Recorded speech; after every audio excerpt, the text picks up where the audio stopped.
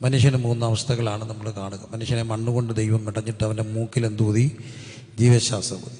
By the way, ഒന്ന് അഡ്വാൻസായിട്ട് പറയട്ടെ, ഒന്ന് സഹകരിച്ചിരിക്കുക. ഒരു വലിയ അപേക്ഷയുണ്ട്. ഒന്നാമത് എനിക്കൊരു ചെറിയ ശാരീരിക പ്രശ്നം ഉണ്ടായി, ഒരു ഫുഡ് പോയിസൺ അടിച്ചാണ്, അപ്പോൾ അതിൻ്റെ ഒരു ക്ഷീണമുണ്ട്. രണ്ടാമത്തെ ഒരു കാര്യം, ഈ കാണുന്ന പുറമോടിയും മൂച്ചുമൊക്കെ ഉള്ളൂ, വലിയ മനക്കെട്ടി ഇല്ലാത്ത ഒരാളാണ്. അതുകൊണ്ട് എൻ്റെ മുമ്പിൽ എന്നെ തുറിച്ച് നോക്കരുത്, എനിക്ക് ഭയങ്കര സങ്കടം വരും. ക്രുദ്ധിച്ച് നോക്കരുത്, ചിരിച്ചൊക്കെ ഇരിക്കണം. വീട്ടിൽ പിണക്കൊക്കെ ഉണ്ടായിരിക്കാം, എന്നാലും എന്നോടൊന്നും കാണിക്കല്ലേ. അപ്പോൾ അതുകൊണ്ട് ഒന്ന് സന്തോഷമായിട്ടിരിക്കുക. കർത്താവ് നമ്മളെല്ലാവരെയും സഹായിക്കും. ദൈവം മനുഷ്യനെ സൃഷ്ടിക്കുന്നത് തൻ്റെ സ്വന്തം സ്വരൂപത്തിലും സാദൃശ്യത്തിലുമാണ്. മണ്ണുകൊണ്ട് മനുഷ്യനെ മെടഞ്ഞിട്ട് അവൻ്റെ മൂക്കിൽ എന്തൂതി? ജീവശ്വാസം ഊതി. അപ്പോൾ മനുഷ്യൻ ആരായി? ജീവനുള്ള ദേഹിയായിട്ട് മാറി എന്ന് കാണുകയാണ്. മനുഷ്യന് മൂന്നവസ്ഥകളെ കാണാം: ആത്മാവ്, ദേഹി, ദേഹം. ദേഹം, ദേഹി, ആത്മാവെന്ന് നമ്മൾ പെട്ടെന്ന് പറയും. അങ്ങനെ ദേഹം, ദേഹി, ആത്മാവെന്ന ആ ഒരു സമ്മേളനമാണ് മനുഷ്യൻ. ആത്മാവ് ദൈവാംശമാണ്. ആത്മാവ് അവങ്കിലേക്ക് പോകുന്നുവെന്ന് നാം കാണും. നമുക്ക് ദൈവം തന്നിരിക്കുന്ന മറ്റൊരു പ്രത്യേകതയാണ് നമ്മുടെ ചിന്താമണ്ഡലം, നമ്മുടെ ഇച്ഛാശക്തി, നമ്മുടെ ബുദ്ധിശക്തി, നമ്മുടെ തീരുമാനശേഷി. ആ മണ്ഡലങ്ങളെല്ലാമാണ് ദേഹി എന്ന മണ്ഡലം. മൂന്നാമത്തെ ഒരു കാര്യമാണ് നമ്മുടെ ഈ ശരീരമെന്ന പേടകം, അതാ ജഡം. ദേഹം, ദേഹി, ആത്മാവ്. മണ്ണുകൊണ്ട് ഉണ്ടാക്കിയ മനുഷ്യൻ്റെ ദേഹം, കൂടാരമായ ഞങ്ങളുടെ ഭൗമഭവനം അഴിഞ്ഞു പോയാൽ കൈപ്പണിയല്ലാത്ത ദൈവത്തിൻ്റെ ദാനമായൊരു കെട്ടിടം, അപ്പോൾ നമ്മളെ വഹിക്കുന്ന ഒരു കൂടാരം. അങ്ങനെ മൂന്നവസ്ഥകളിലാണ് ദൈവം മനുഷ്യനെ സൃഷ്ടിച്ചത്. എന്തിനാണ് ദൈവം മനുഷ്യനെ സൃഷ്ടിച്ചതെന്ന് കാണുന്നുണ്ട്. ദൈവം മനുഷ്യനെ സൃഷ്ടിച്ചത് തൻ്റെ സ്വന്തം സ്വരൂപത്തിലാണെന്ന് കാണും. സ്വന്തം സ്വരൂപത്തിലും സാദൃശ്യത്തിലും ദൈവത്തോടൊപ്പം, ദൈവത്തെക്കാൾ അല്പം മാത്രം താഴ്ത്തി ദൈവം മനുഷ്യനെ സൃഷ്ടിച്ചു എന്ന് കാണുകയാണ്. ദൈവത്തെക്കാൾ അല്പം മാത്രം താഴ്ത്തി, എന്നിട്ട് അവൻ്റെ മേലെ തേജസ്സും ബഹുമാനവും ഒക്കെ അണിയിച്ചു. അങ്ങനെ സൃഷ്ടിക്കപ്പെട്ട ഈ മനുഷ്യന് ഭയങ്കര ദൈവത്തോടൊപ്പം നടക്കാൻ, ദൈവത്തിൻ്റെ കർമ്മപദ്ധതികൾ ഭൂമിയിൽ നടപ്പാക്കാൻ ദൈവം സൃഷ്ടിക്കപ്പെട്ടതാണ് മനുഷ്യൻ. ദൈവത്താൽ സൃഷ്ടിക്കപ്പെട്ട, ദൈവത്തിൻ്റെ സ്വരൂപം പേർന്നു. ദൈവത്തിൻ്റെ സ്വരൂപം എന്ന് നമ്മൾ പറയുമ്പോൾ ദൈവത്തിൻ്റെ ഏറ്റവും വലിയ സ്വരൂപം എന്താ? ദൈവം എന്നുള്ളൊരു ചിന്ത നമ്മുടെ മനസ്സിൽ വരുമ്പോൾ അത് ക്രൈസ്തവനോ ഹൈന്ദവനോ മുസൽമാനോ ആരുമാകട്ടെ, എന്നാലും ദൈവം എന്നുള്ളൊരു കൺസെപ്റ്റ്, ആ ഒരു ചിന്ത നമ്മുടെ മനസ്സിൽ വരുമ്പോൾ ആദ്യം വരുന്ന ഇമേജ് എന്താ, അല്ലെങ്കിൽ ഒരു ചിന്ത എന്താ? സ്നേഹമെന്നുള്ളതാണ്. വചനം ദൈവത്തെ എല്ലാം കൂടെ കാച്ചി കുറുക്കി ഒറ്റ വാക്കി പറയുന്നുണ്ട്. ദൈവം ആരാ? സ്നേഹം തന്നെ. God is love. ദൈവം സ്നേഹമാണ്. അപ്പം ദൈവം സ്നേഹമാണ്. ദൈവത്തിൻ്റെ സ്വരൂപം സ്നേഹത്തിൻ്റേതാണ്. അപ്പം മനുഷ്യന് ആ കഴിവ് കൊടുത്തു. സ്നേഹിക്കാനും സ്നേഹിക്കപ്പെടുവാനുമുള്ള ഒരു കഴിവ് കൊടുത്താണ് ദൈവം മനുഷ്യനെ സൃഷ്ടിച്ചത്. സ്നേഹിക്കാനും സ്നേഹിക്കപ്പെടുവാനുമുള്ളൊരു കഴിവ്, അതിനുള്ള അത് ദൈവം ബന്ധം കൂടാണ്. പിതാവും പുത്രനും പരിശുദ്ധനുമായ സർവേശ്വരൻ ത്രിയേക ദൈവത്തിൻ്റെ സ്വരൂപത്തെ മനുഷ്യനെ സൃഷ്ടിക്കുമ്പോൾ ക്രൈസ്തവ വിശ്വാസത്തിൻ്റെ അണിക്കലും ക്രൈസ്തവ വിശ്വാസത്തിൻ്റെ അചഞ്ചലമായ ഒരു അടിത്തറയുമാണ് തൃത്വത്തിലുള്ള വിശ്വാസം. ആ ത്രിയേക ദൈവം ബന്ധമാണ്, പിതാവും പുത്രനും പരിശുദ്ധാത്മാവും. അപ്പം ദൈവം ഒരു ബന്ധമാണ്. God is all about relationship. ദൈവം ബന്ധമാണ്. 3 എന്നാൽ 3 1 ബന്ധമാണ്. ആ ബന്ധത്തിൻ്റെ സ്വരൂപത്തിൽ സൃഷ്ടിക്കപ്പെട്ട മനുഷ്യനെ, അതിനപ്പുറത്തൊക്കെ അതിനെ നിർവചിക്കാൻ മനുഷ്യവാക്കുകൾ പരിമിതമാണ്. എന്നാലും ദൈവം ബന്ധമാണ്, ദൈവം സ്നേഹമാണ്. അങ്ങനെ ബന്ധങ്ങൾക്ക് വേണ്ടി, സ്നേഹത്തിന് വേണ്ടി, സ്നേഹിക്കപ്പെടാനുള്ള കഴിവോടുകൂടി സൃഷ്ടിക്കപ്പെട്ട മനുഷ്യനെ ദൈവം ഏതെൻ്റെ തോട്ടത്തിലാക്കി വെക്കുന്നു. അവൻ ഒറ്റയ്ക്കിരിക്കുന്ന അന്നല്ലെന്ന് കണ്ടിട്ട് ദൈവം അവൻ എന്ത് കൊടുത്തു? തക്കതായ ഒരു തുണയെ കൊടുത്തു. അതെങ്ങനെയാണ് കൊടുത്തു എന്നും കാണുന്നുണ്ട്. ദൈവം അവന് എന്ത് കൊടുത്തു? നിദ്ര കൊടുത്തു. നിദ്ര കൊടുത്തപ്പോൾ അവൻ ഉറങ്ങിയപ്പോൾ അവൻ്റെ വിലാപ്പുറത്തുനിന്ന് ഒരു സഹോദരിയെ എടുത്തു കൊടുക്കുക. ആ സഹോദരിയെ കണ്ടപ്പോൾ അവൻ പാടുന്നൊരു പാട്ടുണ്ട്. ഹീബ്രുവിൽ അതൊരു പോയമാണ്. എന്താ പാടുക? ഇവളെൻ്റെ അസ്ഥിയിൽ നിന്ന് അസ്ഥിയും മാംസത്തിൽ നിന്ന് മാംസവുമാണ്. ഇവളെൻ്റെ അസ്ഥിയിൽ നിന്ന് അസ്ഥിയും മാംസത്തിൽ നിന്ന് മാംസവുമാണ്. അത് പുരുഷൻ പാടിയൊരു പാട്ടാണ്. എന്താ അതിൻ്റെ അർത്ഥം? നീയാണ് എൻ്റെ ശക്തി എന്നാണ്. അസ്ഥിയാണ്. അസ്ഥിയുടെ അർത്ഥം എന്താ? ശക്തിയാണെന്നുള്ളത്. നീ എൻ്റെ ശക്തിയാണ്. സാധാരണ സഹോദരന്മാരിത് സമ്മതിച്ചു കൊടുക്കത്തില്ല, നീയാണ് എൻ്റെ ശക്തി എന്നുള്ളത്. പക്ഷേ സത്യത്തിൽ പറഞ്ഞാൽ അവളാണ് ശക്തി. അല്ല, മീശയുള്ള പക്ക മലയാളി രീതി പറഞ്ഞ, നെഞ്ചത്ത് രോമമുള്ള, ചുടക്കൂട്ടി പറഞ്ഞ, ചെവിയെ പൂടെയുള്ള ഒരാൾ ഇടയ്ക്ക് പറഞ്ഞ, ഞാൻ വെറും ആളല്ല, ചെവിയെ പൂടെയുള്ള ആളാണ്. അങ്ങനെ നെഞ്ചത്ത് രോമമുള്ള, മീശയുള്ള, ചെവിയെ പൂടെയുള്ള അച്ഛന രാത്രി കിടന്നുറങ്ങുക ചേച്ചിയുടെ കൂടെ. പിള്ളേരൊന്നും വീട്ടിലില്ല. രാത്രി ആരോ കൊട്ടുന്നു, തട്ടുന്നു, കതക് പൊളിക്കുകയാണെന്നൊരു ചിന്ത. കള്ളനാണെന്നാ. ചേച്ചിയെ ഉണർത്താതെ പോയി കതക് തുറക്കുന്ന അച്ഛനുണ്ടോ? ചേച്ചിയെ ഉണർത്താതെ പോയി കഥ തുറക്കാമോ? തുറക്കും. എടിയേ എന്താ കൊട്ട്? ചുമ്മാ കിടക്കും മനുഷ്യ ഉറക്കത്തിൽ കൊട്ട്. നിങ്ങൾ സ്വപ്നം കണ്ട അല്ലടി കൊട്ട്? ഇല്ല മനുഷ്യ ഉറങ്ങാ. ഇത് ആണ്ടറി കള്ളൻ. എന്നാൽ ഈ ചേച്ചി ഉണർത്താൻ പോകത്തില്ല. എന്തൊരു ധൈര്യ! പോമോ? പോത്തില്ല. പോണേ ആര് വേണം? ചേച്ചി വേണം. മിക്കവാറും മുമ്പിൽ പോകുന്ന ചേച്ചിയായിരിക്കും. ഇങ്ങനെ നിൽക്കത്തുള്ളൂ. ഞാനൊരിക്കൽ ഒരു വീട്ടിൽ മുറിക്കകത്ത് പാമ്പ് കയറി. എൻ്റെ പൊന്നെ, കട്ടിലേ കയറി അച്ചായൻ വടി കൊണ്ടടിക്കുക. അടിച്ചു കൊന്ന ചേച്ചി. ഇവളെൻ്റെ ആരാ? അസ്ഥിയ. അവളെൻ്റെ അസ്ഥിയ. അത് സത്യമാണ്. നമ്മളങ്ങ് സമ്മതിച്ചാൽ നമ്മൾ രക്ഷപ്പെടും. ഇവളെൻ്റെ ആരാ? അസ്ഥിയ. അല്ല, സത്യമായിട്ടും പറഞ്ഞോട്ടെ, ഈ ഭർത്താക്കന്മാരും മരിച്ചു പോയാൽ നിങ്ങളോട് സത്യം പറഞ്ഞാൽ സഹോദരിമാരെങ്ങനെയെങ്കിലുമൊക്കെ ജീവിക്കും. അവർ പിള്ളേരെയും വളർത്തി 4 പേരുടെ കുറ്റം അങ്ങോട്ടും ഇങ്ങോട്ടും പറഞ്ഞ് മരുമകളോടൊരു ക്ഷമിക്കണേ സ്ത്രീ ലൈവൊക്കെ പോവുക. നാളെ എന്നെ സ്ത്രീ വിരുദ്ധ ഒരു ബൂർഷയായിട്ടൊന്നും കാണരുത്. ഞാൻ നിങ്ങൾക്ക് അനുകൂലമായിട്ട് പറയല്ലേ. എങ്ങനെയെങ്കിലുമൊക്കെ അവരങ്ങനെ ജീവിക്കും. പിള്ളേരെ വളർത്തിയും കൊച്ചുമക്കളെ വളർത്തിയും ഒക്കെ ജീവിക്കും. പക്ഷേ കെട്ടിയോള് മരിച്ചു പോയ കെട്ടിയോന്മാരുടെ കഥ വലിയ കഷ്ടമാണ്, വലിയ പാടാണ്. അവരെങ്ങനെ സമയം കളയും? അവരെങ്ങനെ ജീവിക്കും? വലിയ പാടാണ്. അവളാണ് എൻ്റെ ധൈര്യം എന്നുള്ള ശക്തി. എൻ്റെ അപ്പന് ഭയങ്കര ധൈര്യമായിരുന്നു. ഞാൻ കണ്ടിട്ടുള്ളതിലെ ധൈര്യശാലികളുള്ള ഈ മൂച്ചടിക്കാത്ത ഒരു ധൈര്യമുള്ളൊരു മനുഷ്യൻ. കാരണം എൻ്റെ കൊച്ചിലെ ഞാൻ കണ്ടൊരു കാര്യമാണ്. 100-150 പേരൊരു ഒന്നിച്ച് വരിക, 100-100-ലധികം ആൾക്കാർ കാണും. അവർ സംഘർഷാവസ്ഥ മുറ്റി നീക്കുക. കൂടെ ഇന്നോരും കൂട്ടുകാരെ എല്ലാം പോയി. അപ്പോൾ ഈ മനുഷ്യൻ ഒറ്റയ്ക്ക് നീക്കുക. എല്ലാവരും പറഞ്ഞു കുഞ്ഞോനെ മാറിക്കോളാൻ പറഞ്ഞു. ഇങ്ങനൊരു പോയില്ലെന്നേ. ഇങ്ങനൊരു കൈക്കോടാലി എടുത്ത് വെച്ച് അവിടെ കുറച്ച് ഈ കോടാലി പോടുന്ന ഒരു ഇതിട്ടിട്ട് പതുക്കെ രാഗി ഇങ്ങനെ ഇരുന്നു. ഒരുത്ത അടുത്തില്ല. അപ്പം ധൈര്യമുണ്ടോ? ഭയങ്കര അല്ലേ കൂടത്തില്ലേ? സകലമാന മനുഷ്യരും പോയപ്പോഴും ഒറ്റയ്ക്ക് ഇങ്ങനെ ഇരുന്നു. ആ മനുഷ്യനെന്നോ ധൈര്യശാലിയായി. എൻ്റെ അമ്മ ഉള്ളപ്പോൾ എൻ്റെ അപ്പയ്ക്ക് ഇവർ തമ്മിൽ ഇടയ്ക്കിടയ്ക്ക് വഴക്കുണ്ടാക്കും. ഞാൻ പടത്തും പറയുന്ന വഴക്കിൻ്റെ കാരണം ഈ മനുഷ്യർക്കൊരു പ്രശ്നമുണ്ട്. നിങ്ങൾക്കെല്ലാം കണ്ട എല്ലാവർക്കും ഉള്ളൊരു പ്രശ്നം. നമ്മൾ 2 പേരും കുളിച്ചില്ലേ ഒരു കുഴപ്പമില്ല. പക്ഷെ ഒരാൾ കുളിച്ച് ഭയങ്കര പാടാണ്. ആരെ കാണുന്നത്? കുളിക്കാത്തവരെ കാണുന്നത്. അതൊരു സൈക്കോളജിയാണ്. കുളിച്ചില്ലയോ നോ പ്രോബ്ലം. ചിരിക്കല്ലേ, ഇതെല്ലാം മനുഷ്യജീവിതത്തിൻ്റെ സത്യങ്ങളാണ്. കുളിക്കാത്ത 2ഉം കെട്ടിപ്പിടിച്ച് കിടന്നുറങ്ങിക്കോളൂ. പക്ഷെ ഒരാൾ കുളിച്ച് പോയോ പിന്നെ അവർക്ക് ദേഷ്യ. ആരെ കാണുന്നേ? കുളിച്ചവരെ കാണും. വേറൊരു പ്രശ്നമുണ്ട്. രാവിലെ ആരും എഴുന്നേറ്റില്ല, ആർക്കും പ്രശ്നമില്ല. പക്ഷെ ഒരാൾ ഇച്ചിരി നേരത്തെ എഴുന്നേറ്റ് പോയാൽ എന്താ പ്രശ്നം? പിന്നെ ആരെ പ്രശ്നമാണ്? ഉറങ്ങുന്നവരെ കാണുന്ന എന്താ പ്രശ്നം? ഒരു മുട്ട്, ഒരു കൊട്ട്, ഒരു തട്ട്, ഒരു ഓട്ടം. സ്വിച്ച് ഓൺ ആക്കുന്നു, സ്വിച്ച് ഓഫ് ആക്കുന്നു. എന്താ കാര്യം? ഞാൻ ഉണർന്നു, ഇനി ആരും എന്ത് ചെയ്യണ്ട, ഉറങ്ങണം. അപ്പോൾ ഈ ഉള്ളിപ്പിരാകുന്ന ഉണർന്നും പോയി നമ്മളെ ഒട്ടും ഉറങ്ങാൻ സമ്മതിക്കുന്നത്. അപ്പോൾ ഈ 2ഉം പ്രശ്നങ്ങളാണ്. ഉണർന്നവർക്ക് ആരെ കാണുന്ന പാടാ? ചെല്ലില്ല. നമ്മൾ കഷ്ടപ്പെട്ട് പിള്ളേരെ ഉറക്കി കിടക്കുമ്പോൾ വന്നിട്ട് പിച്ച് കൊടുത്ത് ഉണർത്തുന്ന കാണാം. എന്തിനാ? നീ അനുഭവിച്ചോളാൻ. പിള്ളേരെ ഉണർത്തുന്നവരുണ്ട്, അവർക്കത് രസമാണ്. പിന്നെ അമ്മയ്ക്ക് എന്തൊരു പാട്. എന്നാലും ഉണർന്നവർക്ക് ഉറങ്ങുന്നവരെ കാണുന്നൊരു ബുദ്ധിമുട്ടാണ്. അതുപോലെ തന്നെയാണ് കുളിച്ചവർക്ക് കുളിക്കാത്തവർ. അപ്പോൾ എൻ്റെ അപ്പ കുളിച്ചാൽ പിന്നെ അമ്മയെ കയറ്റത്തില്ല മുറിക്കകത്ത്. കുളിച്ചില്ലെങ്കിൽ ഇറക്കി വിടും.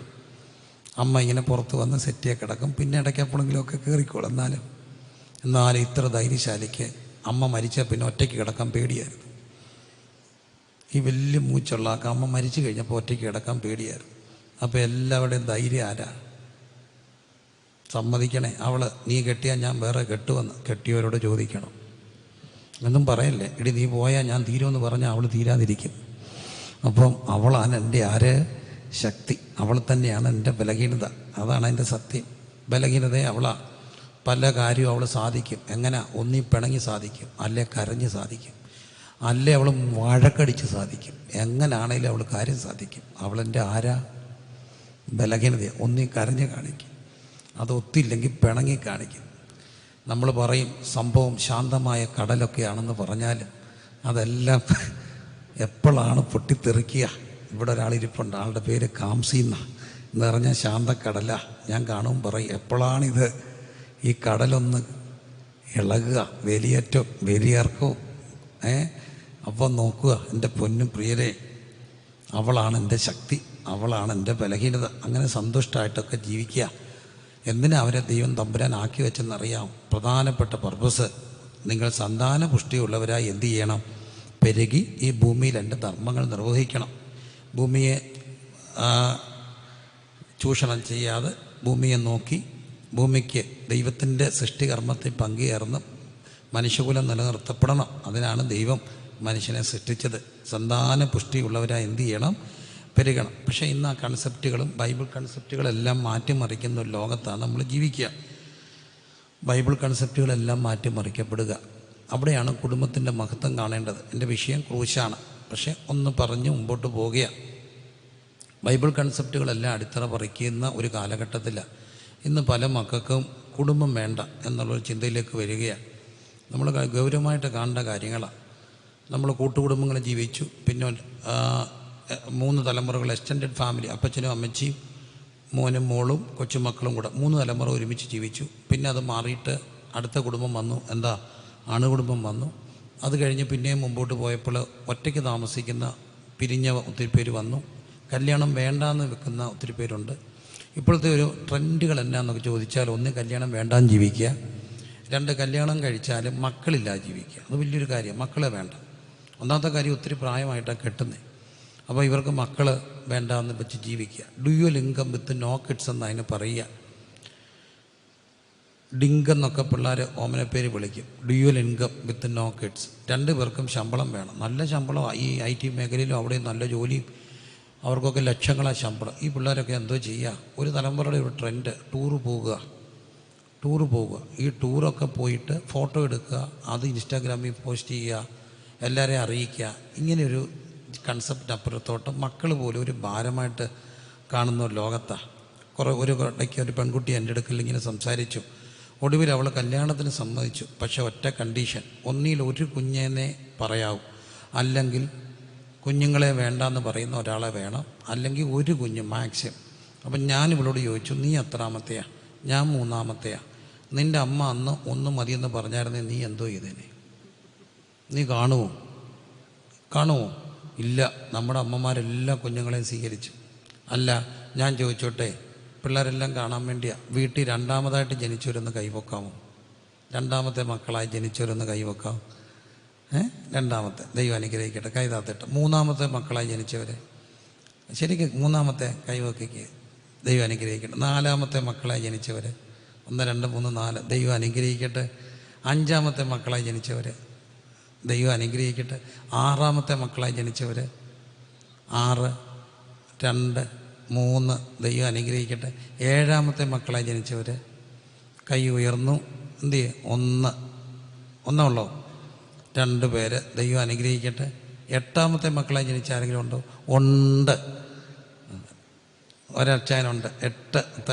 2 പേരെ കണ്ടു, 8-മത്തെ മക്കളായിട്ട് ജനിച്ചു. എന്തൊരു പുണ്യമാണ്! അവരുടെ അമ്മ 8 മക്കളെ കൊടുത്തു ഭൂമിക്ക്. 9-മത്തെ മക്കളായി ജനിച്ച ആരെങ്കിലും ഉണ്ടോ? ഉണ്ട്. തിരിഞ്ഞ് നോക്ക്, കേട്ടാനുള്ള പിള്ളേരെല്ലാം കാണാം. 9-മത്തെ മക്കൾ ഇവിടെ ഇരിപ്പുണ്ട്. 9-മത്തെ മക്കൾ കണ്ടോ? കാണണം. 9-മത്തെ 10-മത്തെ മക്കളായിട്ട് ജനിച്ച ആരെങ്കിലും ഉണ്ടോ? 10 ഇല്ല. ഞാൻ കേരളത്തിൽ 14-മത്തെ മക്കളെ വരെ കണ്ടു. എന്നാലും ഇവിടെ സന്തോഷം, 9-മത്തെ വരെയുണ്ട്. ചെറിയൊരു കാര്യമല്ല. ആ അമ്മ ഭൂമിക്ക് 9 മക്കളെ കൊടുത്തു.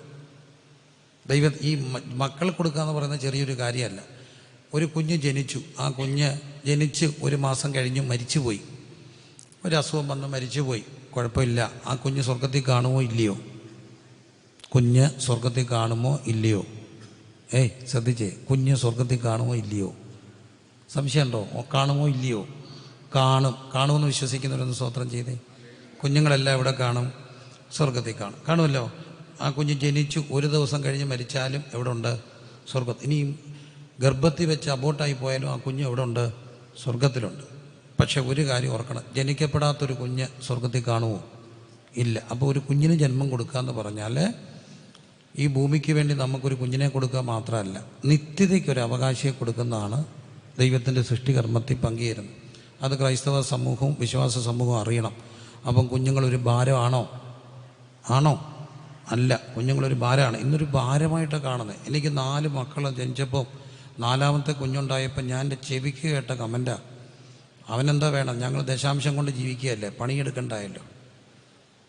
ഏതാ നമ്മൾ ദശാംശം കൊണ്ട് ജീവിക്കുന്നവരാ, അതിനകത്തെന്താ, നമ്മൾ ദശാംശം കൊണ്ട് ജീവിക്കും, നമ്മുടെ ജോലിയുടെ ഭാഗമാണ് അത്. അതുകൊണ്ട് പിള്ളേരെ ഉണ്ടായാൽ മതിയല്ലേ, ഞങ്ങളെല്ലാം ചില എന്നുള്ള കൺസെപ്റ്റ്. അവസാനം 4ാമത്തെ ഉണ്ടായിക്കഴിഞ്ഞപ്പോൾ, ജനിച്ചു കഴിഞ്ഞപ്പോൾ ഞാൻ അവിടെ ഇല്ല. വരുന്നവരെല്ലാം ചോദിച്ച ഒറ്റ ചോദ്യം, നിർത്തിയോ നിർത്തിയോ നിർത്തിയോ. ഒടുവിൽ തൂക്കാൻ തന്നൊരു ചേച്ചി ചോദിച്ചു, എത്രാമത്തെയാ? 4ാമത്തെയാ. നിർത്തിയോ? ഇല്ല. ഇവരാ ചൂലും തിരിച്ചുകൊണ്ടങ്ങ് ചെന്നു. നിർത്തിയില്ലയോ? ഇവ കിടിപ്പ് കൂടി. ഡോക്ടർ വന്നു, നേഴ്സ് വന്നു. അവസാനം മുറി അടച്ചിട്ടിട്ട് ഫ്രണ്ടിൽ എഴുതി തൂക്കിയിട്ടു, സന്ദർശകരെ അനുവദിക്കുന്നതല്ല. ഒറ്റ തെറ്റ. എത്ര കൊടുത്തു? 4ാമത്തെ. അത് വലിയൊരു തെറ്റായിട്ട് കണ്ട സമൂഹം. പക്ഷേ ഓർക്കണേ, മക്കൾ ആർക്ക് കൊടുക്കുന്ന ദാനങ്ങളാ? ദൈവത്തിൻ്റെ ദാനമാണ്. നിത്യതയ്ക്ക് വേണ്ടി ദൈവം തരുന്ന സമ്മാനങ്ങളാണ് കുടുംബം, അതാണ് മക്കൾ. അത് വിശ്വസിക്കുന്നവരെല്ലാം ദൈവത്തിന് സ്തോത്രം ചെയ്തേ. 9 മക്കളെ വരെ കൊടുത്ത അമ്മയുടെ മക്കൾ ഇവിടെ ഇരിപ്പുണ്ട്. അവരെന്തുമാത്രം കഷ്ടപ്പെട്ട് കാണും, അവർ ഈ മക്കളെ വളർത്താൻ എന്തുമാത്രം അന്നത്തെ കാലത്ത് കഷ്ടപ്പെട്ട് കാണും. പക്ഷെ ഒരു കാര്യം കർത്താവിൽ ആഗ്രഹിച്ചു, ആശ്രയിച്ചു. മക്കളെ തന്ന ദൈവം ബാക്കി കാര്യങ്ങൾ നോക്കിക്കോളും. മക്കളെ തന്ന ദൈവം ആരെയും നോക്കും? മക്കളെയും നോക്കും എന്നുള്ള ഉറപ്പ് ഞാൻ നിങ്ങൾക്കായി കരുതുന്ന ആകിയാൽ നിങ്ങളുടെ സകല ചിന്താകുലവും എൻ്റെ മേലെ ഇട്ടുകൊള്ളും. അതിൻ്റെ അർത്ഥം ഭാര്യയുടെ ആരോഗ്യം നോക്കരുതെന്നോ, അതിൻ്റെ അർത്ഥം മക്കൾക്ക് വേണ്ടി മക്കൾ ജനിക്കണമെന്നല്ല. പിന്നെ ദൈവത്തിൻ്റെ സൃഷ്ടികർമ്മത്തിൽ പ്രാർത്ഥനയോടെ പങ്കുചേരുമ്പോൾ, ഭർത്താവിൻ്റെ സ്നേഹം ഭാര്യയുടെ ഹൃദയത്തിൽ നിറയുമ്പോൾ, സംതൃപ്തനായ സന്തുഷ്ടനായ ദൈവം തൻ്റെ ഭാര്യയുടെ ഉദരത്തിൽ കൊടുക്കുന്ന സമ്മാനം, ആ സമ്മാനമാണ് മക്കൾ. അപ്പോൾ മക്കൾക്ക് സൃഷ്ടികർമ്മത്തിൽ പങ്കുചേരാൻ വേണ്ടി ദൈവം അവരെ സൃഷ്ടിച്ച് എല്ലാം സന്തുഷ്ടരാക്കി അവരെ ഏദൻ്റെ തോട്ടത്തിലാക്കി വെച്ചു. പക്ഷേ ഒറ്റ കണ്ടീഷൻ കൊടുത്തു, എല്ലാം അനുഭവിക്കാം, പക്ഷെ തോട്ടത്തിൻ്റെ നടുക്ക് നിൽക്കുന്ന വൃക്ഷത്തിൻ്റെ ബലത്തിൽ നിന്ന് എന്ത് ചെയ്യരുത്? കഴിക്കരുത്. ദൈവം കൽപ്പനകൾ കൊടുക്കും. പക്ഷേ ഈ പിശാചിൻ്റെ ഒരു പ്രശ്നമുണ്ട്. പിശാച് എപ്പോഴും വന്നിട്ട് എന്തോ ചെയ്യുന്നറിയാമോ? കള്ളത്തെ സത്യമായിട്ട് അവതരിപ്പിക്കും. നമ്മളിപ്പോൾ ഇലക്ഷൻ്റെ കാലമൊക്കെ ആയി, ഓരോ ചെറിയ ചെറിയ സ്ലോഗൻസാണ്. ഞാൻ പറയുന്നില്ല, കാരണം രാഷ്ട്രീയം അല്ല എൻ്റെ വിഷയം. പക്ഷെ പലപ്പോഴും കള്ളങ്ങൾ അഡ്വർടൈസ്മെൻറ്റിൽ എന്തായിരിക്കും? സത്യമായിരിക്കും. അതാണ് അഡ്വർടൈസ്മെൻറ്റിൻ്റെ കഴിവെന്നൊക്കെ പറയുക. നമ്മൾ സാധനങ്ങൾ മേടിക്കുന്ന പോലും അഡ്വർടൈസ്മെൻറ്റുകൾ കണ്ടുകൊണ്ടാണ്. അതിൻ്റെ എല്ലാം പിന്നിൽ ഭയങ്കര കുശാഗ്ര ബുദ്ധിക്കാരായ വലിയ ആളുകളുണ്ട്. അഡ്വർടൈസ്മെൻറ്റ് ഫീൽഡ് തന്നെയുണ്ട്. പോട്ടെ, പിശാച് വരെ ചതിച്ചു. എങ്ങനെയാ? അവിടെ വന്നിട്ട് ചോദിച്ചു, നിങ്ങളിത് കഴിച്ചാൽ നിങ്ങളുടെ കഴിക്കരുതെന്ന് കർത്താവ് വാസ്തവമായിട്ട് എന്ത് ചെയ്തിട്ടുണ്ടോ? കൽപ്പിച്ചിട്ടുണ്ടോ എന്ന് ചോദിച്ചു. അപ്പോൾ ഈ സഹോദരി എന്തോ മറുപടി പറഞ്ഞേ? കൽപ്പിച്ചിട്ടുണ്ടെന്ന് മാത്രമല്ല, കഴിക്കരുതെന്ന് മാത്രമല്ല, പിന്നെ തുടരുതെന്ന് പോലും പറഞ്ഞിട്ടുണ്ടെന്ന് പറഞ്ഞു. സത്യത്തിൽ ദൈവം തുടരുന്ന് പറഞ്ഞോ? ഇല്ല. കൂട്ടിയടിച്ച ഈ 2 കൂട്ടരെ വിശ്വസിക്കരുതെന്ന് എൻ്റെ അപ്പ എപ്പോഴും എന്നോട് പറയും. ഒന്ന്, അതിവിശുദ്ധി പറയുന്നവരെ അടുക്കരുത്. ചിലരെ കാണുമ്പോഴത്തേന് മിണ്ടത്തില്ല. എന്തുകൊണ്ട്? ദൈവദാസനെ സ്തോത്രം, പ്രൈസ് ദി ലോർഡ്. ഈ ടൈപ്പ് സാധനത്തോട് ഒരു 5 അടി അകന്നേ നിൽക്കാവും. എപ്പം ഈ അതിവിശുദ്ധി പറഞ്ഞാൽ അതിൻ്റെ അർത്ഥം ഒന്നി നമ്മളെയും തള്ളിയിടും, അവരും വീഴും. അതിവിശുദ്ധി അതുപോലെ തന്നെ അപകടകാരികളാണ്. അതിവിനയം കാണിക്കുന്നവർ ചെല്ലുണ്ടല്ലോ. എന്തുകൊണ്ടെന്ന് ചോദിച്ചാൽ കുനിഞ്ഞ് കാലയിലോട്ട് വരും. കാലേ വാരാനാ, എപ്പം വാരിയെന്ന് ഓർത്താൽ മതി. അപ്പം 2 കാര്യങ്ങൾ അപകടമാണ്. അതിവിശുദ്ധി അപകടമാണ്, അതിവിനയം അപകടമാണ്. ഇവർ അതിവിശുദ്ധി പറഞ്ഞു, തുടരുന്ന പോലും പറഞ്ഞു. സാത്താൻ പഞ്ചിച്ചു. സാത്താൻ പറഞ്ഞ അങ്ങനെ അല്ല, കണ്ണു ഉറക്കും, നിങ്ങൾ ആരെപ്പോലെ ആകും? ദൈവത്തെ പോലെ. പതുക്കെ പതുക്കെ ചിന്തകൾക്ക് കാട് കയറി.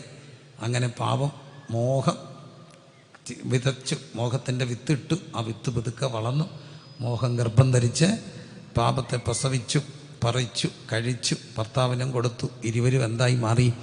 പാപികളായി മാറി. ദൈവം അവരെ തോട്ടത്തിൽ നിന്ന് പുറത്താക്കി. മനുഷ്യൻ്റെ അടിസ്ഥാന പ്രശ്നം എന്താണ്? മനുഷ്യൻ്റെ അടിസ്ഥാന പ്രശ്നം മനുഷ്യൻ പാപം ചെയ്ത് ആരായി? പാപിയായി എന്നുള്ളതാണ്. അതിനകത്ത് മതവ്യത്യാസമില്ലാതെ, രാഷ്ട്രീയ വ്യത്യാസമില്ലാതെ, നാസ്തികനോ ഈശ്വരവിശ്വാസിയാകട്ടെ, എല്ലാവരുടെയും അകത്തുള്ള അടിസ്ഥാനപരമായ പ്രശ്നം മനുഷ്യൻ ആരാണെന്നുള്ളതാണ്, പാപിയാണെന്നുള്ളതാണ്, അല്ലേ? മനുഷ്യൻ പാപിയാണ്. നമ്മൾ പറയും മനുഷ്യൻ്റെ ഇന്നത്തെ പ്രശ്നം എന്താണ്? അഴിമതിയാണ്. അഴിമതിയാണ്. അഴിമതി ഉണ്ടാകാൻ കാര്യം എന്താ?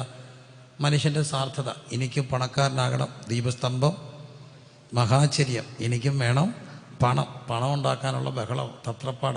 അതിൻ്റെ ഒരു ഭാഗമായിട്ട് രാഷ്ട്രീയം പോലും സംശുദ്ധമായിരുന്നു. രാഷ്ട്രീയം, പഴയകാല രാഷ്ട്രീയക്കാരൊക്കെ എന്തുമാത്രം ചുരുങ്ങി സംശുദ്ധമായിട്ടൊക്കെ ജീവിച്ച ആ ഒരു തലമുറയൊക്കെ ഓൾമോസ്റ്റ് അന്യം നിന്ന് പോവുക. ഉന്നതമായ ചിന്തകളും ലളിതമായ ജീവിതം കൊണ്ട് മനുഷ്യനെയൊക്കെ സ്വാധീനിച്ച ഗാന്ധിജി ഉൾപ്പെടെയുള്ള വലിയൊരു രാഷ്ട്രീയ സംശുദ്ധിയുള്ള ഉറവിടങ്ങളൊക്കെ ഇന്ന് മാറിക്കൊണ്ടിരിക്കുക.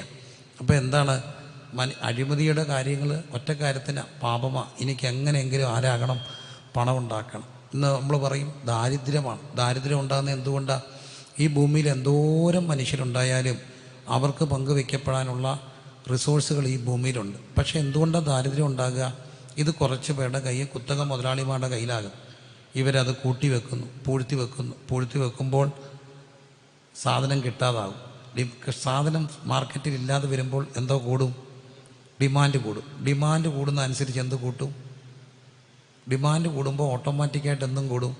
വിലയും കൂടും. കൂടത്തില്ലേ? ഇപ്പം കുടിവെള്ളം നോക്കി ഉച്ചൂടെ കഴിയുമ്പോൾ ഒരു GPay വരും, ഇത്ര രൂപ. ക്ഷാമം, ഡിമാൻഡ് കൂടും തോറും എന്ത് കൂടും? റേറ്റ് കൂടും. അങ്ങനെയാണ്. ഡിമാൻഡ് കൂടും തോറും എന്ത് കൂടും?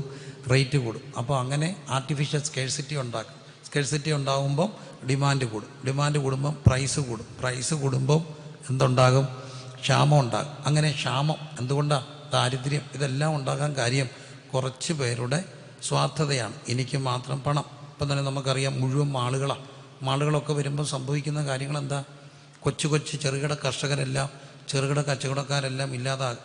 അപ്പം കുറച്ച് പേര് മാത്രമുള്ള ഒരു ഭൂമിക്ക് വരുമ്പം ദാരിദ്ര്യമൊക്കെ സ്വാഭാവികമായിട്ടുണ്ടാകും. എന്നെ കേൾക്കുന്ന പ്രിയപ്പെട്ടവരെ, മനസ്സിലാക്കപ്പെടേണ്ട പ്രധാനപ്പെട്ട കാര്യം, അടിസ്ഥാനപരമായി മനുഷ്യൻ്റെ പ്രശ്നം എന്താ?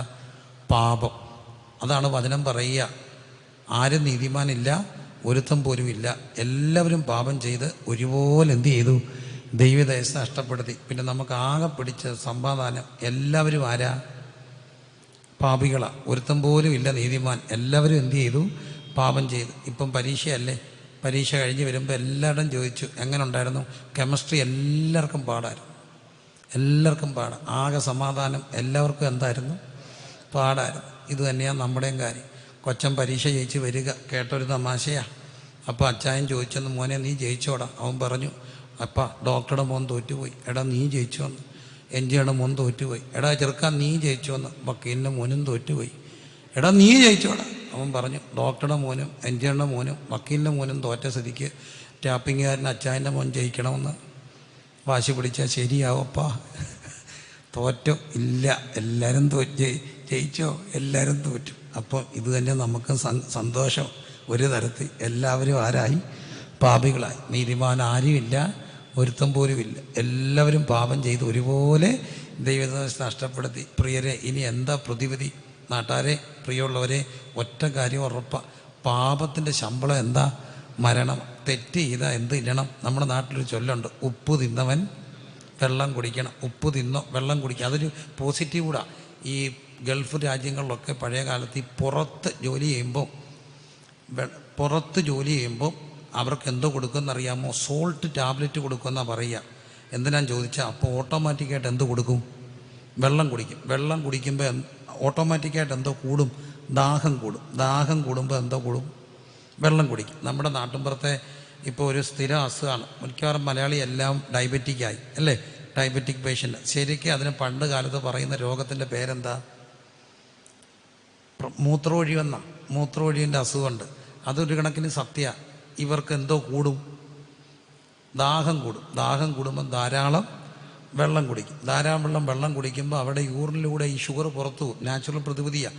ധാരാളം വെള്ളം കുടിക്കുമ്പോൾ ഈ മൂത്രത്തിലൂടെ ഇതിൻ്റെ ഒത്തിരി അങ്ങ് പുറത്തു പോകും. അപ്പം ഇതുപോലെ ഉപ്പ് തിന്നവൻ വെള്ളം കുടിക്കണം. തെറ്റ് ചെയ്താൽ എന്തനുഭവിക്കണം? ശിക്ഷ അനുഭവിക്കണം. വേണ്ടേ? ശിക്ഷ അനുഭവിക്കണം. അപ്പം പാപം, ശിക്ഷ. പാപത്തിൻ്റെ ശമ്പളം എന്താ? മരണമാണ്. ഇനി അവരെ രക്ഷിക്കുക എന്താ വഴി? അതിന് ദൈവം തമ്പുരാൻ മോശ വഴി അവർക്ക് പ്രമാണം കൊടുത്തു. സിമ്പിളായിട്ട് പറയാം. അതാണ് റോമാലേഖനം 5-ാം അധ്യായത്തിൽ വായിക്കുന്നുണ്ട്. ആ ഏകൻ്റെ ലംഘനത്താൽ പാപവും, പാപത്താൽ എന്തു വന്നു? മരണവും വന്നു. ഇങ്ങനെ എല്ലാവരിലും, പാപം ചെയ്യാത്തവരിലും മരണം ആദം മുതൽ മോശ വരെ വാണു. മോശയുടെ കാലത്തിൽ ദൈവം, മോശയുടെ കാലഘട്ടത്തിലാണ് ദൈവം മനുഷ്യന് എന്ത് കൊടുത്തു? നിയമം കൊടുത്തു, പ്രമാണങ്ങൾ കൊടുത്തു, നിയമങ്ങൾ കൊടുത്തു. അതിൻ്റെ നൂലാമാലകളിലേക്കൊന്നും പോകാതെ നിയമങ്ങൾ കൊടുത്തു. നിയമം കൊടുത്തു. ഈ നിയമം കൊടുത്തതിൻ്റെ ഉദ്ദേശം എന്താ? നിയമം എന്തിനാ കൊടുത്തത് ദൈവം? പോട്ടെ, അല്ല, നിയമം എന്തിനാ? നിയമം ഒറ്റക്കാര്യത്തിനാ. നിയമം രക്ഷിക്കാനാണോ ശിക്ഷിക്കാനാണോ? മക്കളെ, നിയമം രക്ഷിക്കാനാണോ ശിക്ഷിക്കാനാണോ? നിയമം ഇപ്പം കഠിന ശിക്ഷയാണെന്നാ പറയുക. ഭയങ്കര പാടാ ഊരി വരാൻ. ലൈസൻസ് ഇല്ലാത്ത, പ്രായപൂർത്തിയാകാത്ത മക്കളെയും കൊണ്ട് വണ്ടിയെ പിടിച്ചാൽ ആരുടെ ലൈസൻസ് റദ്ദാക്കും? അപ്പൻ്റെ അമ്മയുടെ. എന്തിനാണെന്നറിയാമോ നിയമം കഠിനമാക്കിയത്? ഒരു കാരണവശാലും പിടിച്ചാൽ 500 രൂപ കൊടുത്താൽ മതി എന്ന് പറഞ്ഞാൽ അത്രയും ലൈറ്റാകും. 500 രൂപ പോകുന്നല്ലേ ഉള്ളൂ. അപ്പം കഠിനമാക്കി. ചെറിയ ശിക്ഷയല്ല. അപ്പൻ്റെ അമ്മയുടെ ലൈസൻസ് 6 മാസത്തെ ക്യാൻസലാക്കും. 18കാരന് പിന്നെ 21 കഴിയാൻ ലൈസൻസ് എടുക്കാൻ ഒക്കത്തില്ല. ഇത്രയും നിയമം കർശനമാക്കാൻ കാര്യം എന്താ? ഒരാൾ പോലും ലൈസൻസ് ഇല്ലാതെ, പ്രായപൂർത്തിയാകാതെ വണ്ടി എടുത്തുകൊണ്ട് എവിടെ പോകരുത്? റോഡിൽ പോകരുത്. എന്തിനാണ് നിയമം കഠിനമാക്കിയത്? നിയമം ലംഘിച്ചാൽ എന്ത് കിട്ടും? ശിക്ഷ കിട്ടും. അപ്പോൾ ആ ശിക്ഷ ഓർത്തെങ്കിലും എന്ത് ചെയ്യണം? അനുസരിക്കണം. നമുക്കറിയാം, ഇപ്പം സീറ്റ് ബെൽറ്റ് ഇട്ടില്ലെങ്കിൽ ഫൈൻ കൊടുക്കണം. അതുപോട്ടെ, ബൈക്കിൽ പോകുമ്പോൾ എന്ത് വെക്കണം? ഹെൽമെറ്റ് വെക്കണം. എന്തിനാ ഹെൽമെറ്റ് വെക്കുക? ആർട്ടിഫിഷ്യൽ ക്യാമറയിൽ നിന്ന് രക്ഷപ്പെടാനാണോ? അല്ല, ഒറ്റ കാര്യത്തിന് വീണ തലയ്ക്ക് ക്ഷതം വെക്കും. അപ്പം നമ്മളെ രക്ഷിക്കാൻ വേണ്ടി ആ ഹെൽമെറ്റ്, അല്ലാതെ ഗവൺമെൻറ് കാശ് കിട്ടാൻ വേണ്ടിയാണോ? അത് മറ്റൊരു കാര്യം. എന്നാലും നമുക്കൊരു കാര്യമുണ്ട്, ഈ നിയമം ലംഘിച്ചാൽ എന്ത് കിട്ടും? ശിക്ഷ കിട്ടും. അതുകൊണ്ടാണ് ആർട്ടിഫിഷ്യൽ ക്യാമറ ഒക്കെ ഉണ്ടായിട്ടും പിന്നെയും പോലീസ് ചെക്കിങ്ങിന് ഇറങ്ങും. എന്നാലും എനിക്ക് ഒരു കാര്യത്തിൽ സന്തോഷമുണ്ട്. ഇവിടെ ജാതിയും മതവും ഭയങ്കര വർഗീയതയാണെന്നാണ് പറയുന്നത്. ഒറ്റ കാര്യത്തിൽ മാത്രം ഞാൻ സമ്മതിക്കത്തില്ല വർഗീയതയാണെന്ന് പറഞ്ഞാൽ. കാരണം ഞങ്ങളുടെ കൊച്ചു ഗ്രാമത്തിൽ വളവിനൊക്കെ പാത്താണ്. ഇങ്ങനെ പെട്ടെന്ന് ശ്രദ്ധിക്കാത്ത വളവിനാണ് പോലീസുകാർ ചെക്കിങ്ങിന് നിൽക്കുന്നത്. ഞങ്ങൾക്ക് ഈസി ആയിട്ട് അറിയാം. എങ്ങനെയാണെന്നറിയാമോ? നമ്മൾ അങ്ങോട്ട് പോകുമ്പം അവിടുന്ന് വരുന്നവരെന്തോ അടിച്ച് കാണിക്കും? ലൈറ്റ്. ഇവിടെയും കാണിക്കുമോ? ലൈറ്റ് കാണിക്കും. അപ്പം അവിടുന്ന് വരുന്ന കാവിക്കലി കൊടുത്ത എൻ്റെ ഹൈന്ദവ സുഹൃത്തും എൻ്റെ ഇസ്ലാം സുഹൃത്തും എല്ലാം ഉപദേശിയായി എനിക്കും ലൈറ്റ് അടിച്ച് കാണിക്കും. അർത്ഥം, എടാ മോനെ, പോലീസിൻ്റെ കാര്യം വരുമ്പം നമ്മളൊന്ന്. അതിനകത്ത് ജാതിയില്ല, മതമില്ല. ഉണ്ടോ? ഇല്ല. വളവിന് 2 മണിക്കൂറായിട്ട് പോലീസ് നിൽക്കുക. ഒറ്റയാളെ കിട്ടിയില്ല. എല്ലാവരും സീറ്റ് ബെൽറ്റ് ഇട്ട് ഡീസൻ്റായിട്ട് വരിക. ഒരു പോലീസുകാരൻ വെറുതെ നടന്നു വന്നപ്പോൾ ഒരു വളവിൻ്റെ അപ്പുറത്ത് ഒരിച്ചിരി അടിച്ചിട്ട് ഒരാൾ നിന്നിട്ട് എല്ലാവരെയും തടഞ്ഞു നിർത്തി. പോലീസുണ്ട്, ഉള്ളവർ മാത്രം പോന്നു, ബാക്കി എല്ലാവരും വിടുക. ഈ പുള്ളിയെ പൊക്കി എടുത്തുകൊണ്ട് പോയി. ഞാനാ പോയി ഇറക്കിക്കൊണ്ട് വന്നേ എന്ന് പറഞ്ഞ് വിടത്തില്ല. 2 മണിക്കൂർ മെനക്കെടുത്തിയ, 1 രൂപ കിട്ടിയില്ല. അവർ 5 മണിക്കൂർ ഇവിടെ ഇരിക്കട്ടെ. അങ്ങനെ സാമൂഹ്യ സേവനം ചെയ്യണ്ട. അപ്പം കുറേ വർഷം മുമ്പ് എന്നാലും ഈ പോലീസിനെ പേടിച്ചാണ് നമ്മളിതിടുന്നത്. പക്ഷെ സത്യത്തിൽ ഇതാരെ രക്ഷിക്കാനാ? നമ്മെ രക്ഷിക്കാൻ. റാലി നടന്നൊരു സംഭവം. ഒരു ഉപദേശി ഹെൽമെറ്റ് തൂക്കിയിട്ടുകൊണ്ട് പോയി. പോലീസ് പിടിച്ചു. പുള്ളി എന്ന് പറഞ്ഞാൽ, ഞാൻ പാസ്റ്റർ പ്രസംഗിക്കാൻ പോവുക, ധൃതി വെച്ച് പോയതാ സാറേ. സാർ അവിടെ നിന്നിട്ട് പറഞ്ഞു, പാസ്റ്ററെ, എനിക്ക് ഭയങ്കര ബഹുമാനമാണ് പാസ്റ്റർമാരെ. ഈ നാട് നിന്നാകണമെങ്കിൽ നിങ്ങൾ പ്രസംഗിക്കണം. എന്തുമാത്രം മദ്യപാനികളാണ് രക്ഷിക്കപ്പെടുന്നു, മാനസാന്തരപ്പെട്ട് നല്ല പാത വരുന്നത്. പക്ഷെ പാസ്റ്ററെ, പ്രസംഗിക്കണേ തല വേണ്ടേ?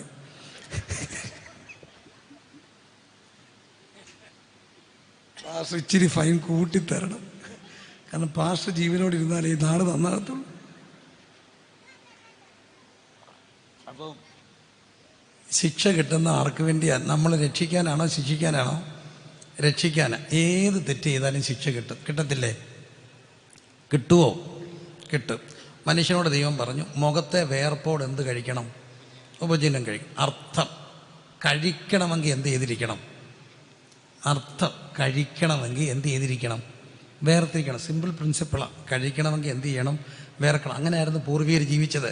രാവിലെ എഴുന്നേറ്റാൽ അമ്മ അടുപ്പിലെ ചാരം മാറ്റി അടുപ്പിലെ കാപ്പിക്ക് വെള്ളം വെക്കും. എന്നിട്ട് നേരെ എങ്ങോട്ടിറങ്ങും? മിറ്റത്തോട്ടിറങ്ങും. എന്ത് ചെയ്യാനാ? മിറ്റം തൂക്കാൻ. മിറ്റം തൂക്കുമ്പം മിടുക്കരമ്മച്ചിമാരാണെങ്കിൽ നീളം കുറഞ്ഞ ചൂലേ മരുമൂക്ക് കൊടുക്കത്തുള്ളൂ. ഇന്നലെ നീളം കുറഞ്ഞ ജോലി കൊടുക്കുന്നറിയാം. അവൾ കുനിഞ്ഞ് നിന്ന് തൂറ്റിട്ട് വയറ് ചാടരുത്. അതിന് മിറ്റമെല്ലാം തൂക്കും. ഈ മിറ്റം തൂക്കാൻ വയ്യാത്തതുകൊണ്ടാണ് ഈ പിള്ളേരെല്ലാം ഫ്ലാറ്റിൽ പോകുന്നത്. അപ്പോൾ എന്തോ ചെയ്യണ്ട, തൂക്കണ്ട. മനസ്സിലായില്ലേ?